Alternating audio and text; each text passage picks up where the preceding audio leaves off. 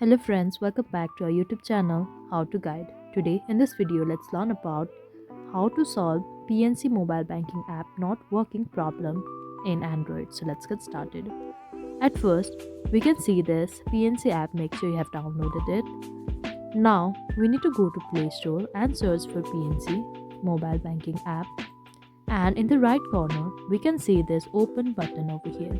If your PNC mobile banking app is not updated, you can see update option here, and you need to simply tap on this to update your mobile banking app.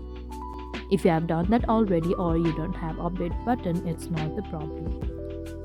After this, to force close your PNC app and get back to force stop it this way.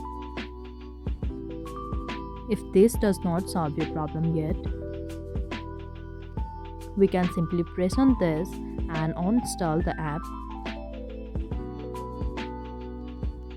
and go to Play Store to reinstall it. So install it again. Now when you open your app, your problem will be solved. And if it is not yet solved, it can be due to your network connection error or your stability of your Wi-Fi or your cellular data. So make sure to check that.